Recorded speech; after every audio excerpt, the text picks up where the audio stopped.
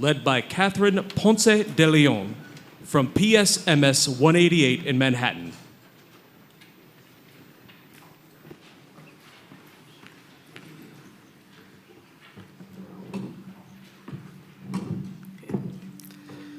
I pledge allegiance to the flag of the United States of America and to the republic for which it stands, one nation, under God, indivisible, with liberty and justice for all.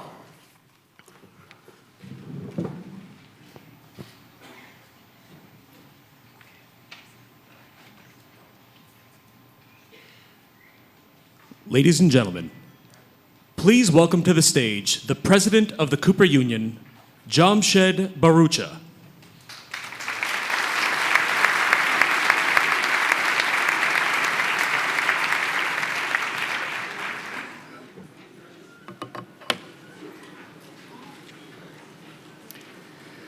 Good afternoon, Mr. Mayor, the First Lady, Madam Speaker, members of the New York City Council, and honored guests.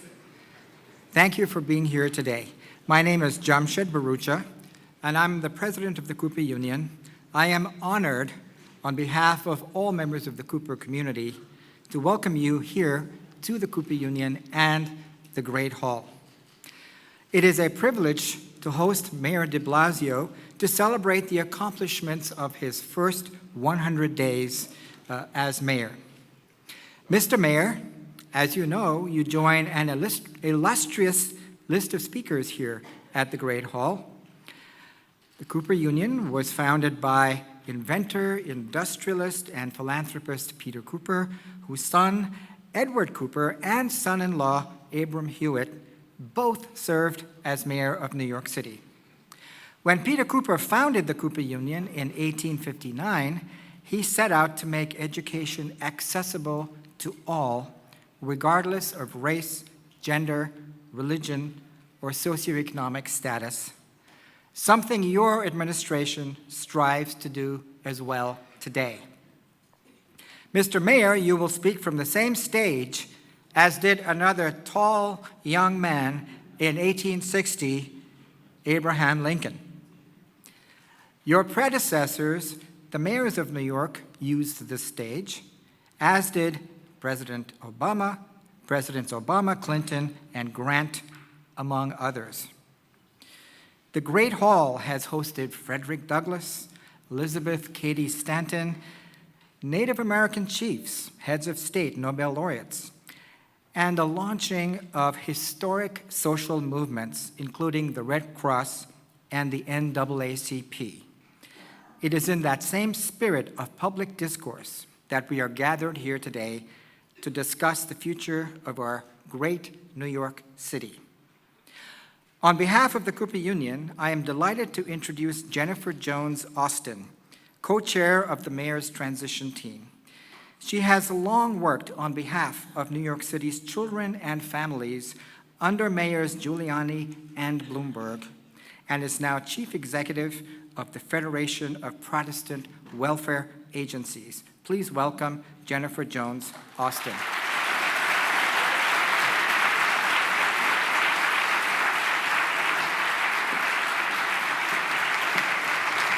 Good afternoon. So let me begin by welcoming a few of our distinguished elected officials. The Mayor's Office is pleased to welcome New York State Comptroller Thomas DiNapoli, New York City Public Advocate Letitia James, New York City Comptroller Scott Stringer, Manhattan Borough President Gail Brewer, Staten Island Borough President James Addo, Bronx Borough President Ruben Diaz Jr., Queens Borough President Melinda Katz, Manhattan District Attorney Cyrus Vance, Queens District Attorney Richard Brown, members of the United States House of Representatives, members of the New York City Council, members of New York State Senate, members of the New York State Assembly, and all others of you who've joined us for this momentous occasion. How excited am I to be here? How excited are all of us to be here? 100 days since our Mayor Bill de Blasio took office. And in these past 100 days, He and his administration and we have achieved more than any of us could have dreamed or imagined possible. As a child advocate, I've long envisioned a day when all children in New York City would have the same chance for educational success because they all have a strong early learning foundation. As an attorney who worked on issues of stop and frisk in the wake of the tragic shooting and killing of Amadou Diallo, and as the mother of a Black boy, I've hoped and prayed that racial profiling would be deemed an unacceptable police practice by the leadership and the front line here in New York City. And as a lifelong New Yorker with a family and background deeply rooted in community, human rights, and economic justice, I have dreamed of a time when the voices of all the people of this city, from Riverdale in the South Bronx, to the Upper West Side and the Lower East Side, to the Far Rockaways and Forest Hills, all of Staten Island, Brooklyn Heights, and East New York, would be elicited and heard and acted upon. Well, 100 days in, with Mayor Bill de Blasio as our determined leader, we, the people of this great city, are on our way to making these dreams more of a reality every day. Together, we are making full-day UPK for all 4-year-olds a reality. Together, we are taking the first major steps to curtail stop and frisk. And together, we are raising our voices to achieve paid sick leave, affordable housing, and a city of equal opportunity for all. 4 months ago, then Mayor-elect de Blasio stood at a podium and presented me as the co-chair of his transition team. Today, I have the privilege of doing the same, that is, presenting him. A leader who believes what he says and who says what he believes, and who has already demonstrated in just 100 days that he is committed to leading and working with the people of this city to achieve a brighter future for all. Ladies and gentlemen, please stand and join me in welcoming the 109th Mayor of the City of New York, the Honorable Bill de Blasio.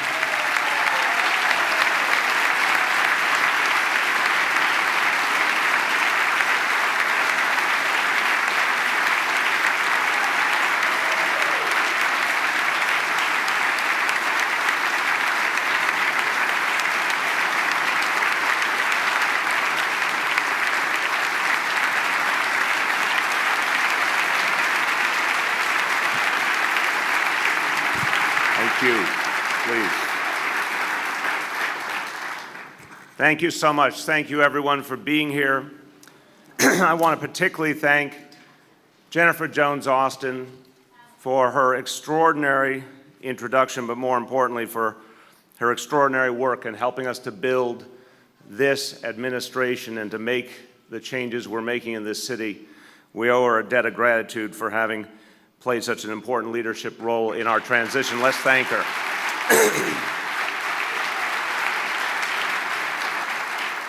And let's thank Catherine Ponce de Leon for leading us so beautifully in the Pledge of Allegiance. I thank all the elected officials, all the commissioners and city officials, all the friends who are with us today for joining us as we mark this occasion. But I especially have to thank my partner in all I do, the person who I think with and dream with, the person who has been with me every step of the way, the First Lady of the City of New York, my wife, Shirlane McRae.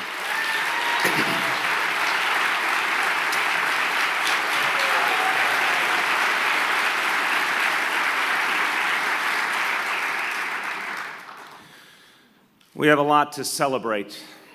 We have a lot to be thankful for, but our hearts are still very heavy today.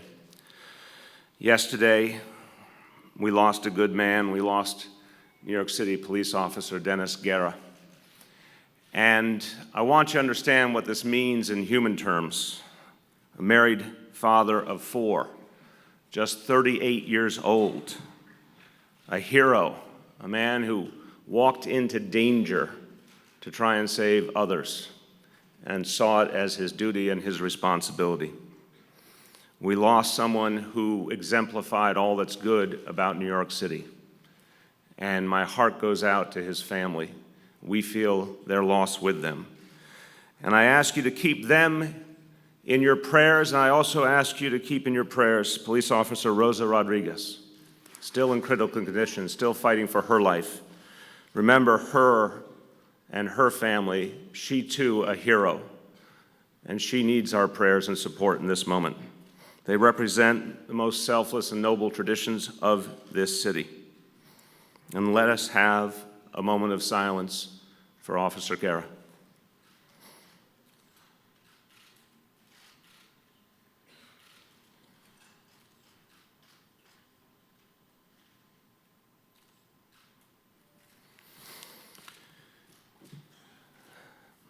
I want to take a moment to thank everyone at the Cooper Union, this extraordinary New York treasure.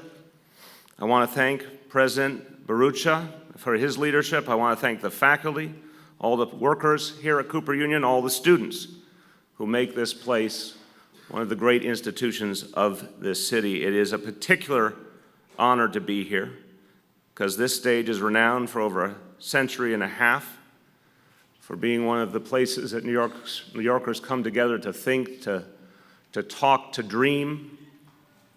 And it's part of an institution that's always had the highest academic standards, but has always believed in inclusion. It's believed that everyone deserved an opportunity for the extraordinary education afforded here.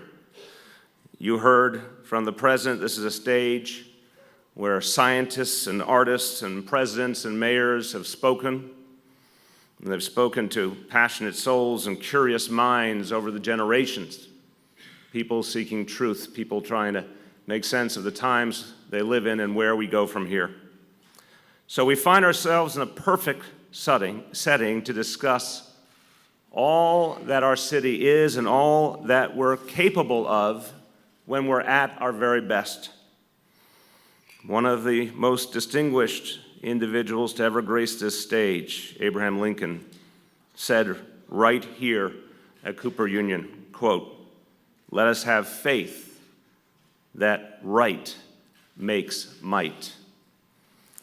And that is the spirit we bring to this endeavor.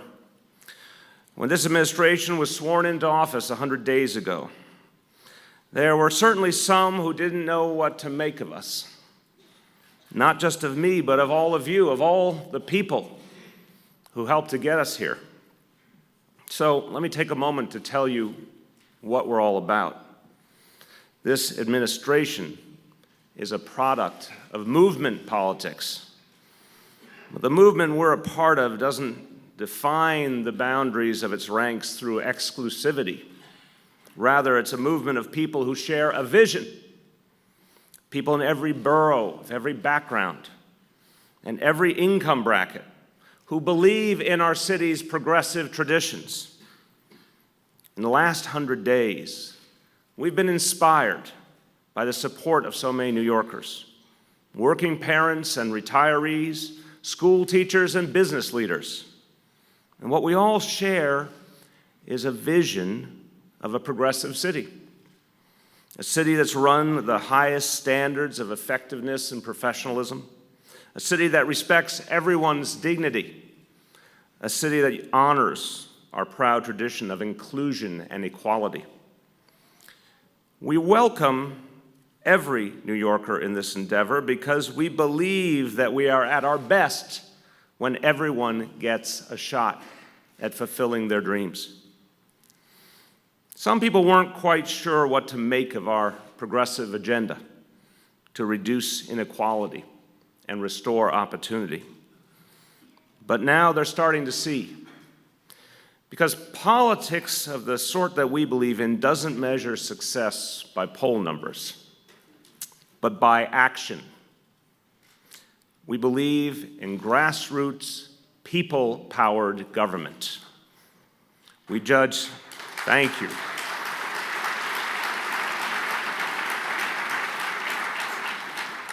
We judge success on results, on making a difference in the lives of real people in every neighborhood, in all 5 boroughs.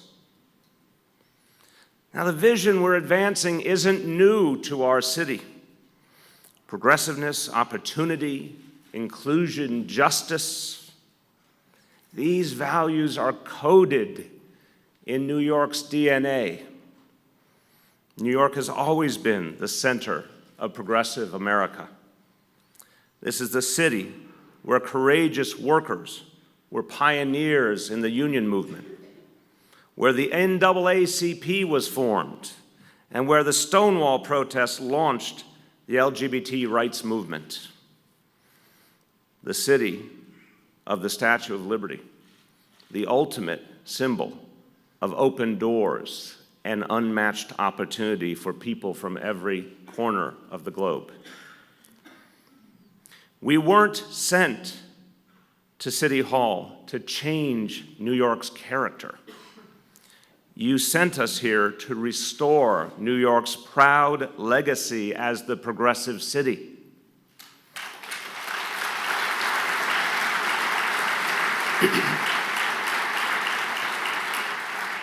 You sent us here to keep the sacred promise of our city, that everyone has a place, that everyone gets a voice. No nos enviaron a la alcaldía para cambiar el carácter de Nueva York. Ustedes nos trajeron aquí para restaurar el orgulloso legado de Nueva York como la ciudad progresista.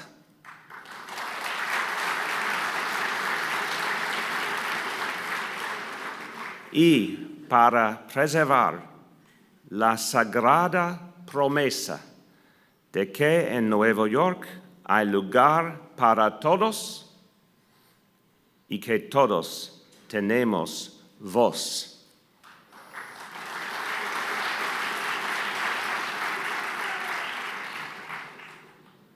Our inequality crisis, the tale of two cities that we've been living for years and years, threatens who we are and threatens what kind of city we will be. Restoring a progressive New York, that's our vision, and it's what's driven the steps we take, and it's what drives the steps we will take ahead together. But I can tell you, in the first 100 days, we've already taken great strides. And I want to thank everyone in this room who's been a part of it. You know, I had an opportunity during the Inner Circle show that the media puts on each year. I had the opportunity to portray one of the great New Yorkers of TV history, Ralph Cramden, played by Jackie Gleason. And if he were standing here, if Ralph Cramden were standing here, he would say at this moment, how sweet it is.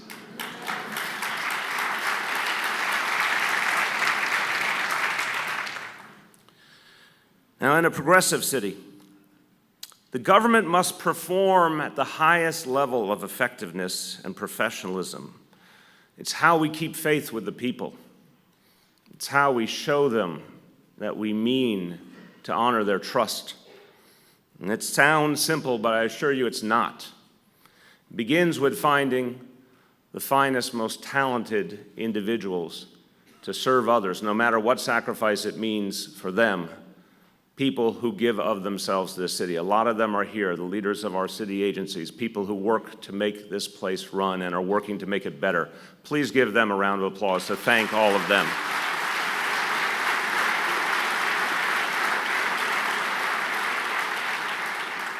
Many people told me in the months before I became mayor that it would be hard to find good talent, let alone great talent. But get to know our deputy mayors and the heads of our agencies and all the people who are making this project, this plan come together, who have made these 100 days happen. And it will make you additionally proud to be a New Yorker. Now, if New Yorkers can't be confident that their city will provide basic services, then all of the other things we're doing, all the rest of our vision for a progressive city will mean very little. Keeping New Yorkers safe and providing the vital services that New Yorkers need was, is, and will always be job one. We've never lost sight of that fact, no matter how many challenges we faced. Yes, we did not expect one of the snowiest winters in the city's recorded history. The statistics actually go back literally to the time that Abraham Lincoln stood on this stage, and we got the snowiest January and February ever. So, learn by doing on the job. But I'll tell you, our sanitation workers and all the city agencies involved did a remarkable job of keeping this city clear.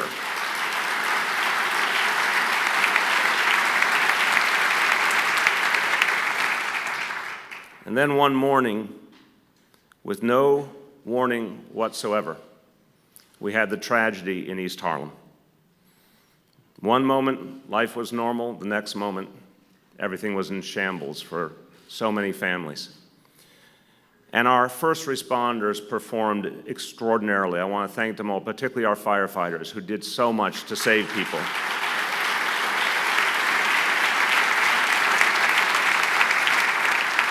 And the East Harlem community came together, one for another, protected each other, consoled each other, supported each other, and New Yorkers from all over this city closed ranks to help the people of East Harlem. And then, as we came into office, we experienced a different kind of challenge and a different kind of tragedy, the growing epidemic of pedestrian deaths. We saw before our eyes a problem growing every day, threatening the lives of our families and our children. And that's why we put the Vision Zero plan in place right away to immediately do better at protecting our people. And I'm proud to say, even though this plan has just begun, even though only the first steps have been taken, in the first quarter of this year, we have, compared, I should say, to the first quarter of last year, the number of traffic deaths is down 26%.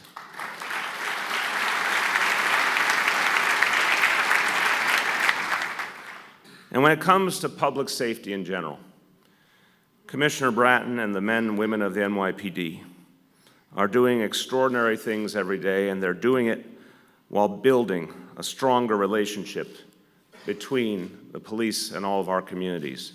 They're keeping crime low while healing the relationship and bringing communities and police closer together. And that is something we should all be thankful for.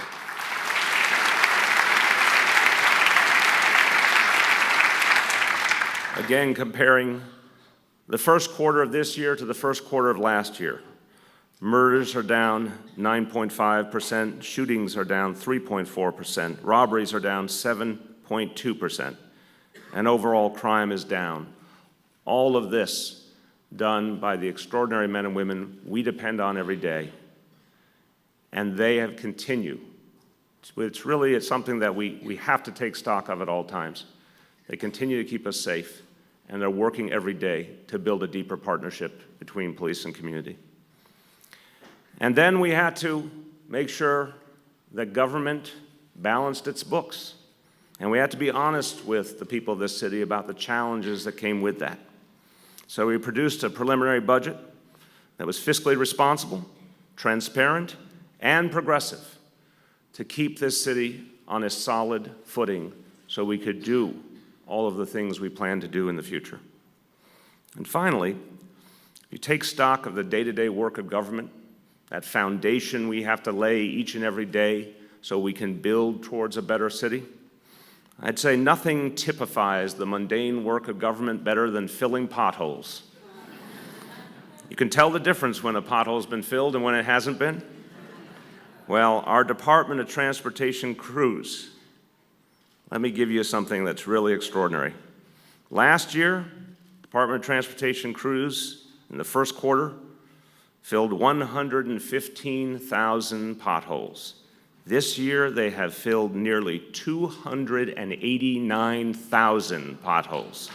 That's something to be proud of.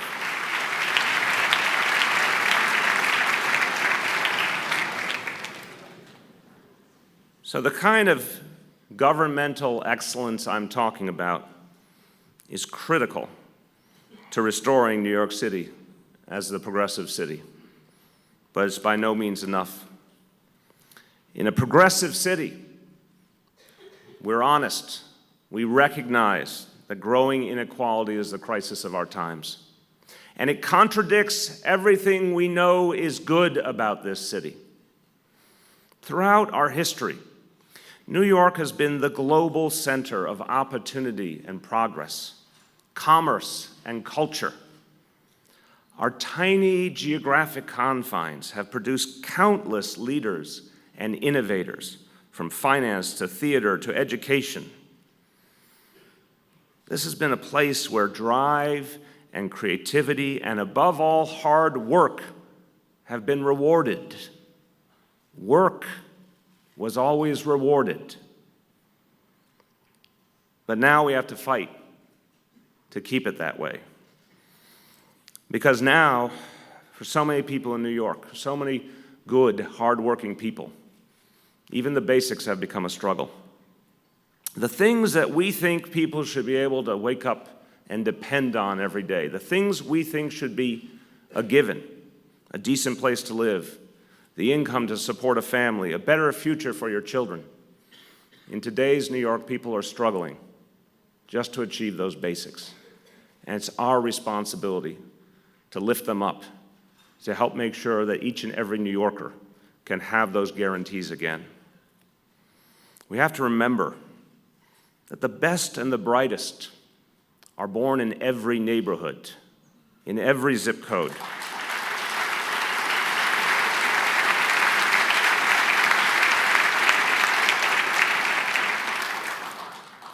And what marks a just society is that it allows them all to reach their potential. But we're not there now. And if we can't get there again, we risk losing so much of what makes New York, New York. So let's talk about the things we need to do. In a progressive city, there's equal educational opportunity for every child. Every child.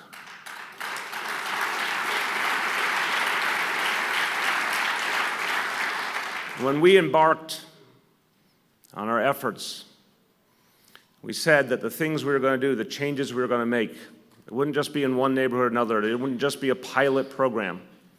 Our goal was to create something universal, because the problems were so deep. We couldn't just help the few. We had to reach across the spectrum. We had to reach everyone. And I'll tell you, when we do that, when we make that kind of investment, when it's something across the whole city, across the whole society, people can feel that it represents our values and our priorities. And you know who feels it the most? Our children. Our children know when they're being invested in. They know when we think they really are our future because we invest in them.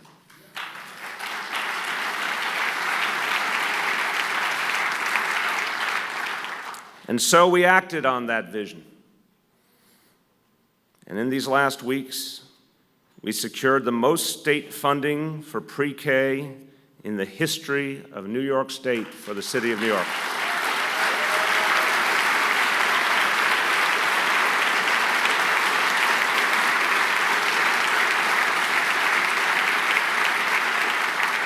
And when I say we, I mean everyone in this room, because you made the difference. Now, starting this September, tens of thousands more New York children will have full-day pre-K. Tens of thousands more.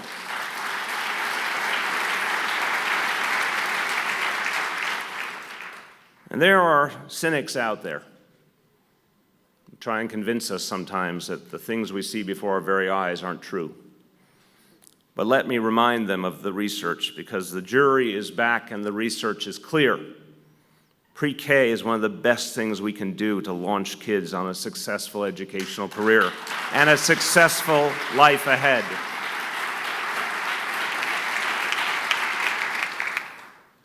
Studies have shown time and again that children who get full-day, high-quality pre-K, exactly the kind we will produce, that they're better prepared to begin school than those who don't have it. They have better vocabularies and math skills. They're less likely to become delinquent later in life. They're more likely to become employed consistently later in life. Those are the studies, that's the academic research. Let me tell you about something I saw just a few days ago. I was reading a noted work of literature, The Very Hungry Caterpillar, to a pre-K class. Luckily, I had read it many, many times before to Dante and Chiara. I was ready for all the plot twists. I was reading it to a pre-K class at PS 239 in Ridgewood, Queens. One of the students hadn't said much. A lot of them were very engaged, very active, but one 4-year-old boy in the back of the room finally got up the gumption and raised his hand. He had a word he wanted to share with the rest of the class, one of the vocabulary words they had learned because of reading this book. So this previously shy 4-year-old boy in Queens raises his hand, and I called upon him. And he says proudly, "Metamorphosis."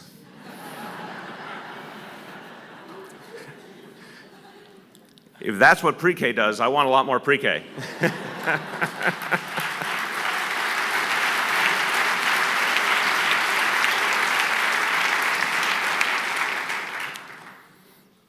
And on top of that, thousands of students will have access to after-school programs they never had before. Our goal is to make sure that every middle school student in this city has free, available after-school. So they'll be safe, they'll be learning. And so their parents can go to work with a little less worry. I recently visited an after-school program at MS 331 in the Morris Heights neighborhood of the Bronx. There they go, Bronx is in the house. I went with Chancellor Farina, and we were both entranced by what we saw. This is a wonderful program, offered everything from tutoring and homework help to arts and culture. And we saw a group of middle school girls, and they were doing a dance routine. And they were precise, and they were focused, and they were energetic, and they were helping each other, they were critiquing each other, they were working to get better with every attempt. And I started talking to them. And they talked about each other and how one had been shy until they got into the after-school program, how one didn't participate in class until they got into the after-school program. One of them said she didn't do her homework as much until she got into the after-school program. These were children full of energy and life and purpose and hope, and they were safe, and they were getting better every day, and that is what after-school is about.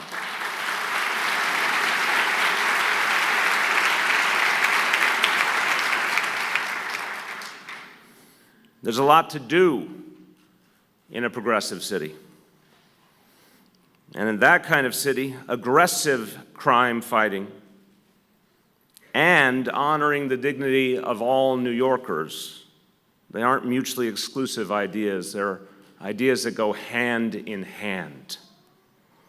We've begun a new era in the relationship between the NYPD and the communities it serves. And I want to give you one example of just how much has changed, just how much we have all traveled a path together in the last few years. A few years ago, a young man named Nicholas Pert, a young man from Harlem, wrote an op-ed, a very powerful op-ed in the New York Times. He described that despite trying to do everything right, going to school and pursuing his dreams and abiding by the law, he had already been stopped and frisked 5 times, and it had taken a toll on him. But instead of going into a shell, he decided to take action. Nicholas, joined with others, filed a civil rights lawsuit. One of the lawsuits, I'm proud to say, we recently settled.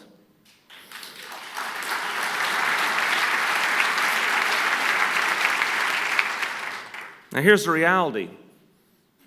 He's a good young man. He's the kind of young man we want building the future of this city. But he was being discounted. He was being treated as part of the problem. In fact, all along, he was part of the solution. And he responded to the injustice that he experienced with maturity, with intelligence, with tenacity. He worked through the system, and he showed that the system could work. And so, in a progressive city, we celebrate a young man that was once shunned, and now we can look to as an example to us all.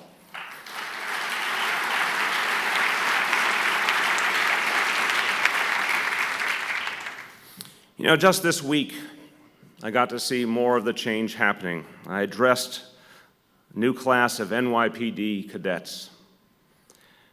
And it was really an inspiration to see them. Young men and women of every background, from every corner of the city. They worked so hard to get to the academy.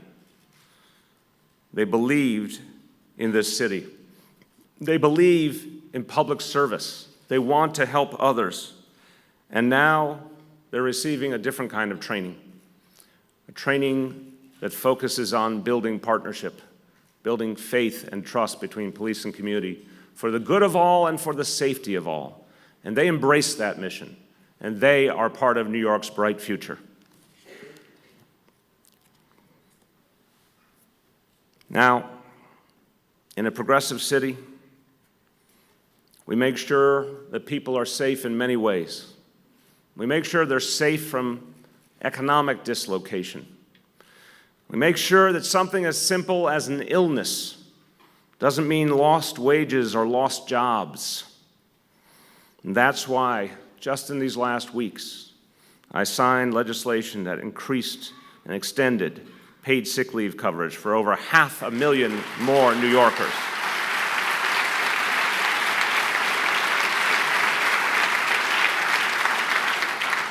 If we're going to honor family, if we're going to honor work, we have to give people a chance to make it. We have to give them some stability. We have to be there for them when the chips are down. Paid sick leave is one of those simple but fundamental things we do to help people weather the storms of their lives, to help them be there for their children when their children are sick and know that they won't lose that crucial day's pay or 2 days' pay or week's pay that so few New Yorkers can afford to lose. By the way, for years and years, despite the hard work of so many people in this city, we couldn't even get a vote on this legislation. But now it is the law of New York City, and we are proud of that fact.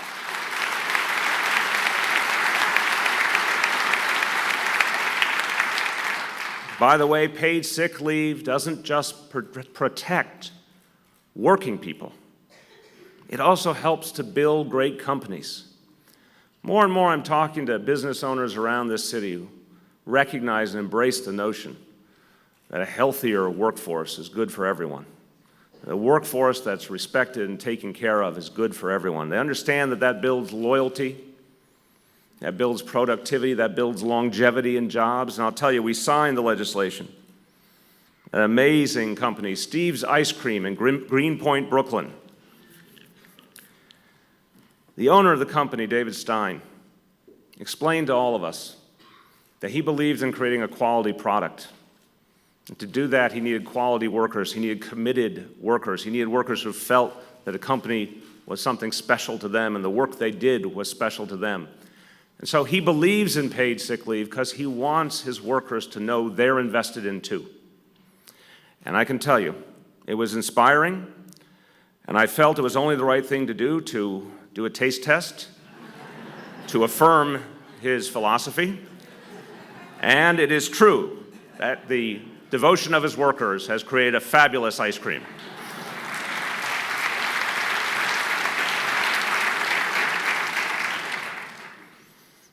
Now, in a progressive city, we do everything we can to make sure that people can afford to live in and stay in the neighborhoods they love. That's part of what makes New York what it is. A mix of all of us, a place for everyone. So we've begun on the road to fulfilling our commitment to creating 200,000 units of affordable housing that this city desperately needs.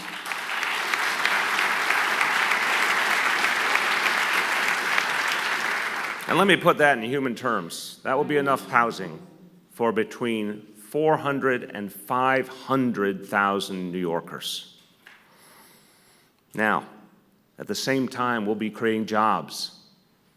And we'll be focused on making sure those construction jobs as we create that housing, the maintenance jobs as we create that housing, that as many of them as possible will go to residents of the communities in which the housing is built, because we have to create opportunity for them.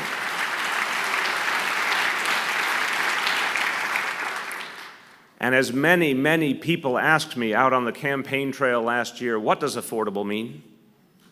One of the questions I got most often from, New Yorkers are very shy and retiring. They rarely tell you what they're really feeling. A lot of people want to know that, and so we believe in affordable housing that reaches through the whole income spectrum. The folks who make the least, up through folks we would consider working class and middle class. We need everyone to have an opportunity.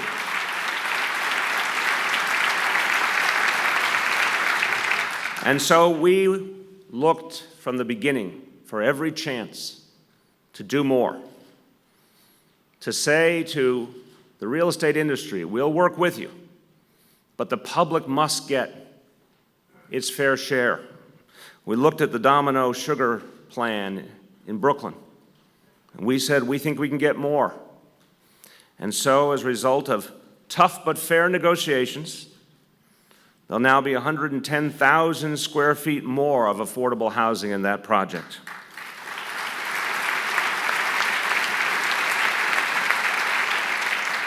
Altogether, over 700 units of permanent affordable housing, 32% of the total units in that project will be affordable. We looked at the Hudson Yards development, very important part of the future of this city. We said we have to make sure it creates more opportunity for people. 1,600 jobs in that development were not slated to pay living wages. But we thought it was important that working people get enough money to actually feed a family, to actually take care of themselves. And now, based on tough but fair negotiations, those 1,600 jobs will pay a living wage.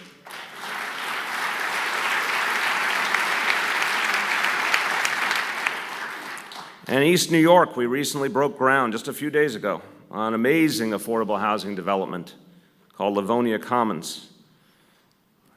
It's a multi-stage project that will create 278 units of affordable housing. And to the great credit of everyone involved, there was a commitment to hiring locally, to working with community organizations in East New York to make sure that people who often hadn't gotten opportunity would finally get it, creating the housing that their own community would benefit from. That is the direction that we will take our plans in the future. That is the direction we believe in for creating a more fair city. So, you've heard me talk about some of the steps we've taken, why we've taken them. Now I'd like to just take a moment for you to hear from some New Yorkers who have seen this vision of a progressive city at work and who will tell you what it means for their lives. I'm Cassim Hines, and I'm a project manager for a small nonprofit. I have 4 children, all in New York City public schools. With an after-school program in my son's school, where I know that he's safe after school, it allows a parent to breathe. It allows a parent to work full-time to be able to sustain a family. He's able to do things that will enrich him, and I think that's just awesome. I'm Bishop Eric D. Garnes. I'm the senior pastor of Tabernacle of Praise Cathedral. In the last 100 days, we have experienced a tremendous connection between the police department and the community, specifically within the Flatbush area. Many of our young people are feeling a lot more comfortable about walking through the streets and not having to worry about being mishandled.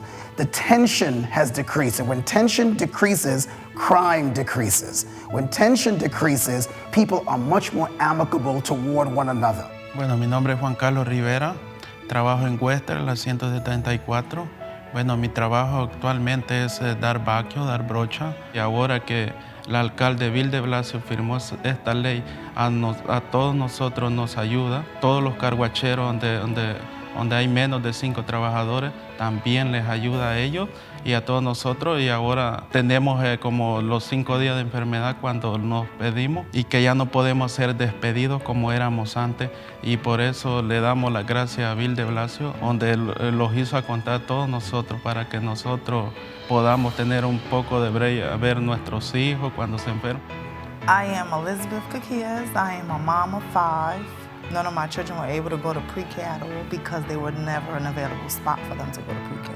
A lot of parents actually have to stop working and stop what they're doing because there's no spot for their children to go to school, or they have to travel across town to put the kids in school. Now that my 2-year-old is able to get the experience of pre-K, it's a different excitement. Now she starts the education early. So early education, better start, better future, better tomorrow.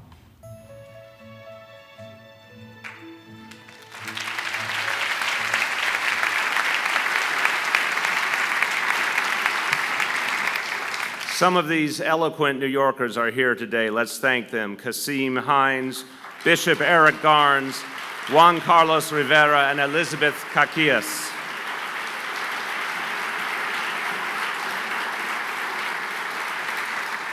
And their stories are just a few powerful examples of what real change means.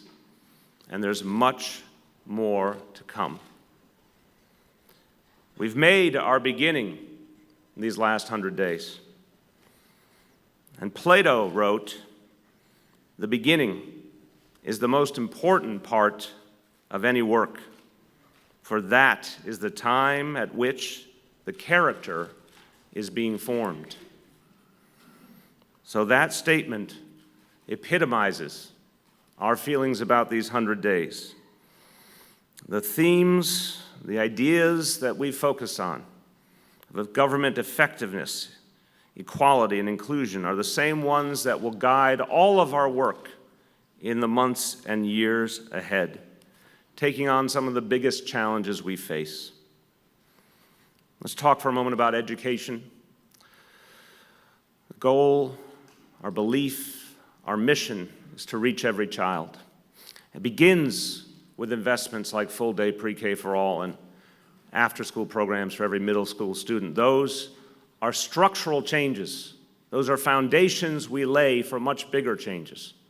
And again, they're universal in nature because we're not going to fix something that's broken with half measures and small steps. A few weeks ago, I spoke at Riverside Church. I laid out a vision for improving neighborhood schools across the city.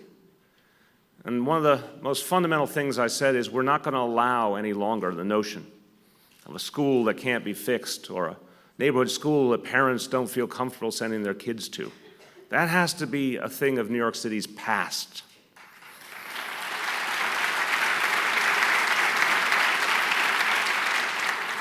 So big changes like pre-K and after school not only uplift the children and families who benefit immediately, it starts to uplift our whole school system. Year after year, generation after generation, each year we're going to see better prepared, better supported students with more time in the classroom, and that will lift all boats. But there's so much more to do. We have to focus on parents, because too often in recent years, parents were treated as bystanders. Let me say, as a New York City public school parent myself, we are not bystanders, we are stakeholders. And systematically embracing the role of parents in their own children's education, strategically engaging them, making it easier for them to be part of uplifting their own children, making it easier for them to be part of making their school better. That's what we set out to do. And we know that the best way to build on what we've already started is to continue to bring in the highest quality teachers. But it's not enough to just recruit them. It's not enough to sign them up for a year. We have to keep them. And in this area, sadly, the city of New York's been going backwards in recent years. In 2008, only 15% of mid-career teachers resigned. By 2013, 5 years later, that number had tripled to 43%. Devoted, capable teachers leaving the profession or leaving the work of our schools for other school systems. We have to turn that around. We have to attract the best and the brightest, continue to train them and make them better, hold them to high standards, and keep them so our school system can move forward.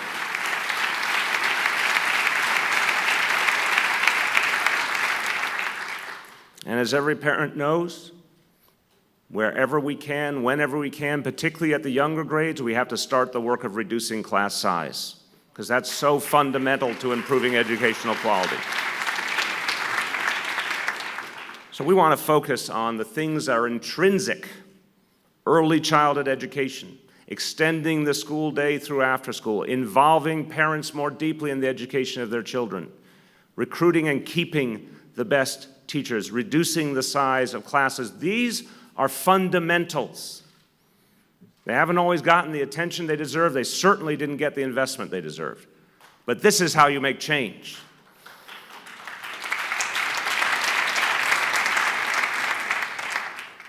We're going to make sure that fewer and fewer children are in trailers, because you can't learn the way in a trailer you can in a classroom. But I'll tell you what we won't do. We won't continue a misguided policy, a policy that has frustrated parents so deeply. It's taken us on the wrong path. It's warped our assumptions about what real education is. We're going to, in every way we can, move away from high-stakes testing.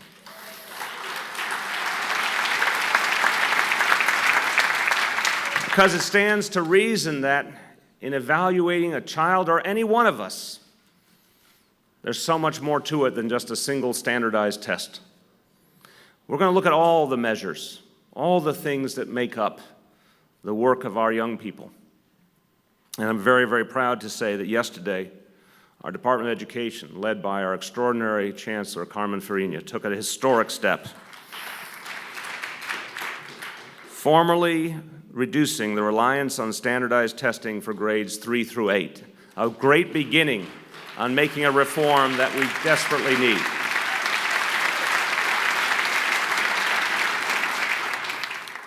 So as I said at Riverside Church, we will do this work, we will do it together. We will do it at the grassroots, we will do it in an inclusive way, because we need all our children to succeed. Doesn't matter if they go to a traditional public school, a charter school, a religious school, they all will shape the future of New York. And we will work with all of them to get it right. Let me talk to you quickly about a few other areas where we have to do things differently. You know, almost 500,000 New Yorkers live in public housing. Almost 500,000 people who are only asking for fairness. For a long time, it seemed mayoral administrations didn't entirely embrace their responsibilities to the Housing Authority. There's a lot of talk about mayoral control of education, rightfully so. There wasn't a lot of talk about mayoral responsibility for the Housing Authority. Well, those 500,000 people deserve that sense of responsibility and accountability at City Hall.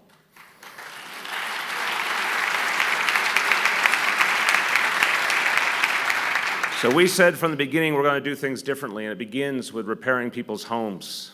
It begins with treating them with the dignity and respect to actually make their apartments good and clean and usable for them again. So we provided the resources that NYCHA had been starved of for so long. Let me give you a little example. Last year, on complex repairs needed an apartment, major plumbing problems and other things that took very skilled labor, a typical resident waited on average 250 days for repair. Now, this year at the same time, they wait 50 days.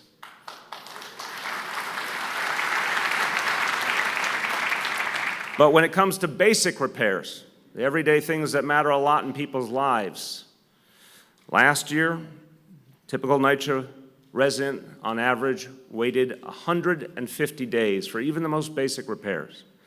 This year, they wait 5 days.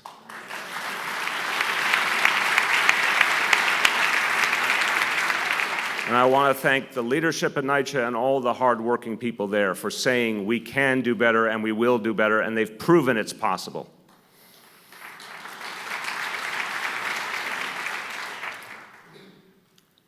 We can do even more because there's so much that we can achieve in NYCHA for the good of all. And I've talked about the amazing opportunity we have doing energy retrofitting in all of our NYCHA buildings. It will take time, there's no doubt. But it will make our environment cleaner, it will ultimately pay for itself, and in the process, we will provide jobs for the people who live in those developments.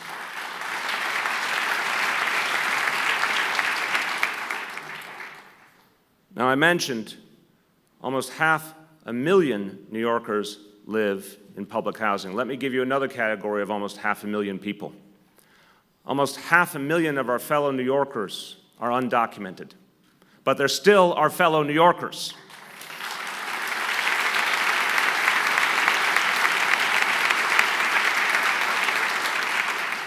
So this year, we will provide a new municipal ID so they can live a better life here in our city.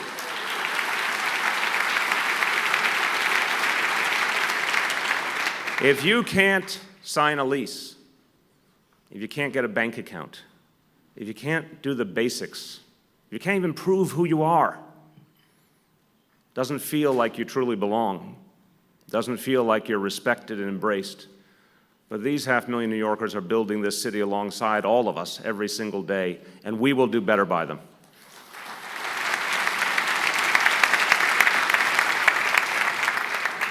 And let's talk about yet another area affecting hundreds of thousands of New Yorkers. And it begins in Brooklyn, but it's something we're feeling all over the city.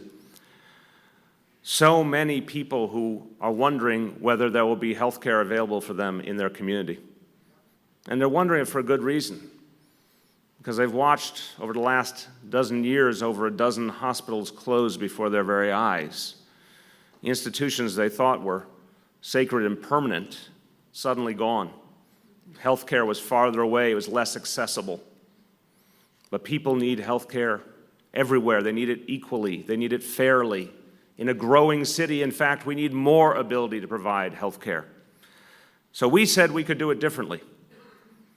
We said we could use the tools of government to protect community health care facilities, to update them, modernize them, make the finances work differently and better, but still always protect health care at the local level, because that's where people need it, in their neighborhood.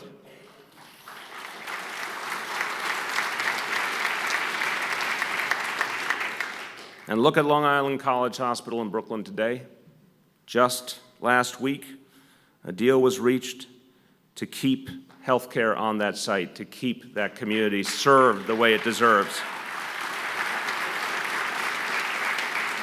And that is just a beginning as we start with our vision for a Brooklyn Health Authority, and we will build it out across the 5 boroughs, actually using the tools of city and state government together, working with community residents, listening to their needs, finding a way to make it work, but starting from the assumption that if health care is not provided somewhere you can reach it, then health care is simply not available to you, and that will not happen in our progressive city.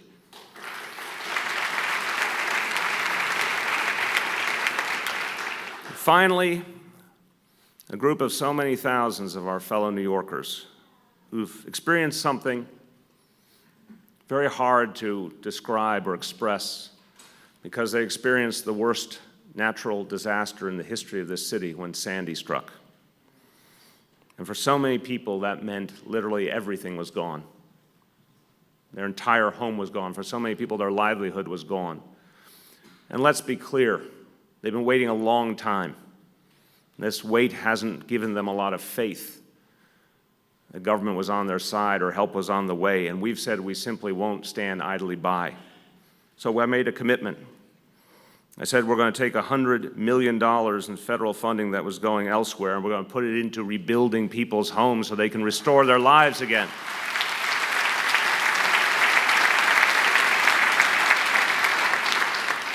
We've added new leadership. We've added new staffing. We've said very clearly up and down the line of city government, this has to get done. And we've made a commitment, a very public commitment, that everyone whose home was destroyed will have their home rebuilt. We owe that to them, and we will achieve it.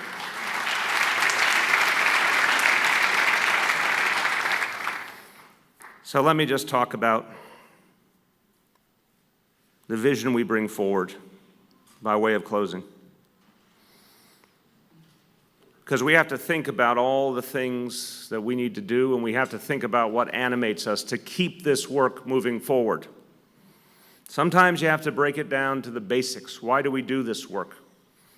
Why are we so involved in our communities? Why do we engage the political process? Someone who spoke so powerfully for a different and better country said it in a way I am really moved by, Robert F. Kennedy. He said, everything that makes our lives worthwhile, family, work, education, a place to raise one's children, and a place to rest one's head, all this depends on the decisions of government. Therefore, our essential humanity can be protected and preserved only where government must answer, not just to the wealthy, not just to those of a particular religion or a particular race, but to all its people. That simple concept that we must answer, we must respond, that it's our obligation to see clearly what people are experiencing and to do something to make their lives better. That's what we believe in. And we believe in the kind of politics that empowers people. We saw it last year. Last year's election sent a clear message. People of this city wanted a city government that worked for every single neighborhood. And we said we would give them that. And these 100 days, we've advanced that vision, the idea that our prosperity can be shared broadly, the idea that everyone needs opportunity again, or else the city simply can't work the way it was meant to. It will not surprise you that we've experienced some resistance from some powerful interests. There are some people who have a stake in the status quo and don't want to see these changes. It's expected that you experience opposition when you try to make changes of this nature. It's nothing surprising, it's nothing new. Our responsibility is to look that in the face and continue our work and deepen our work.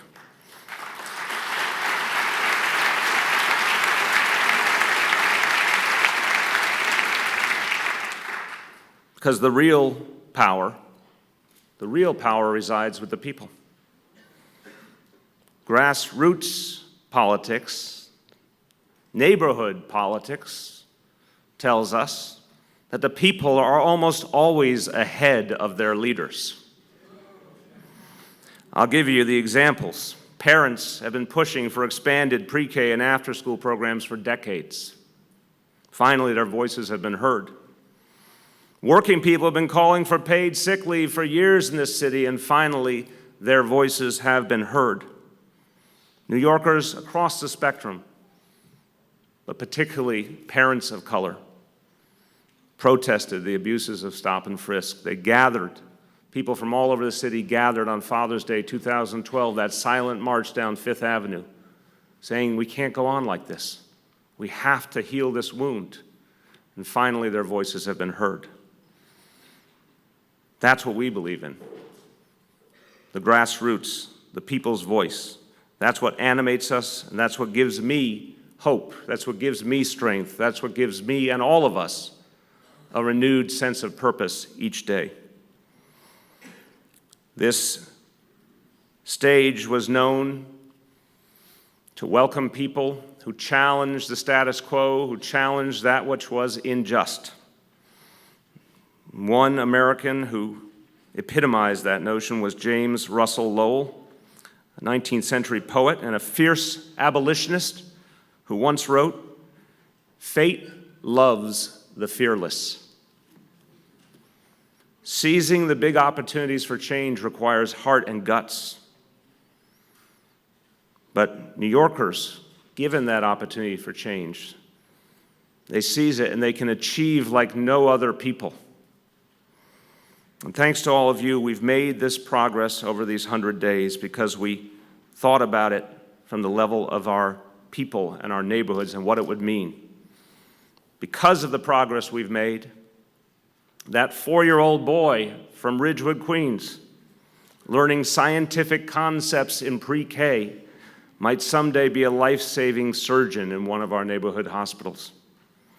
Because of the progress we've made, that middle school girl from Morris Heights, carefully practicing her dance routines with her friends, might someday enthrall and inspire audiences at Lincoln Center or in a community theater.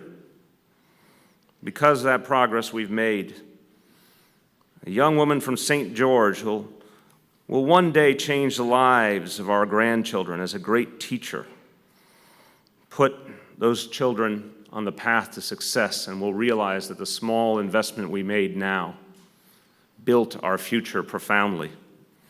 That is what a progressive city looks like. And you've shown the world that in the face of crisis of every kind, and even in the face of that most challenging, most complex crisis of inequality, that we will act. And to continue this mission, we need your help. Now more than ever, we need your help. We need you to go out in your communities and make sure families sign up for pre-K and after school. We need you to keep leading the way. Keep showing the leaders the path, holding your elected officials accountable. We need you to keep this momentum of these last 100 days growing all the time.